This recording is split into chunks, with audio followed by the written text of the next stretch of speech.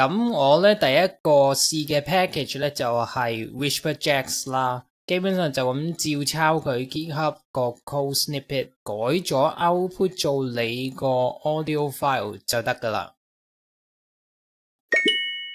喺冇改任何 chunking attributes 之下咧，喺我部舊 M1 Mac Mini 16GB RAM 嘅出10分鐘片長嘅聲咧，就行咗17分鐘幾。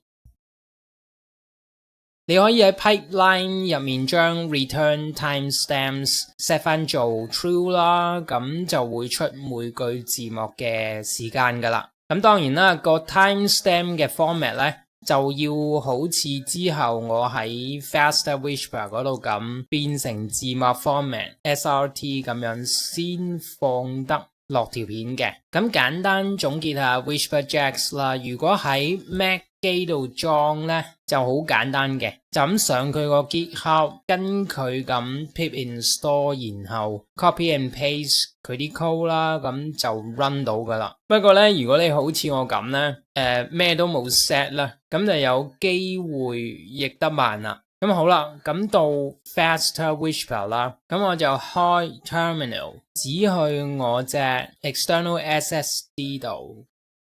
咁我之前咧就整咗個 Test Jupyter 嘅 folder 嚟放我啲 Jupyter Notebook 啦，喺 Terminal 指去呢個 Test Jupyter folder 度啦。咁因為我個 Virtual Environment 就 set 咗喺 Test Jupyter 嗰度啦，咁我就要喺 Test Jupyter 嗰度咧 activate 呢個 Virtual Environment， 咁入 Jupyter Lab 啦。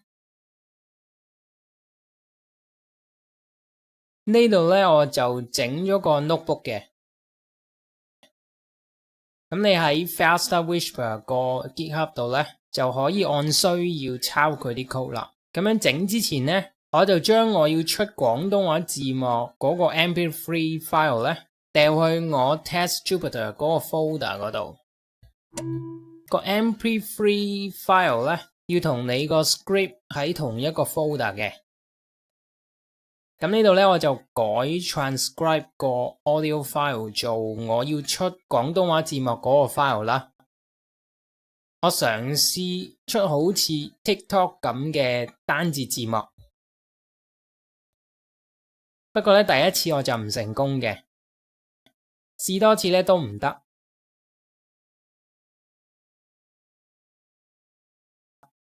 於是咧我用翻長字幕。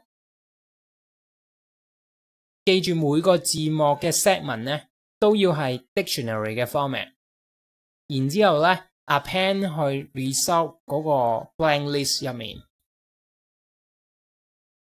呢條片長50秒嘅片咧就譯咗39秒，咁我睇翻個字幕嘅結果先。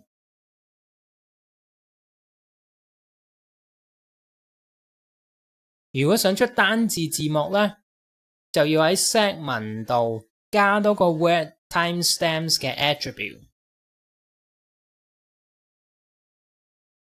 然之後喺 result 個 for loop 度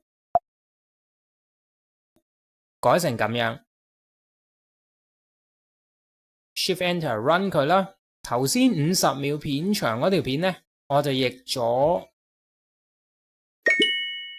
45秒，咁我後尾剪片嘅時候咧，就用呢條單字嘅字幕啦。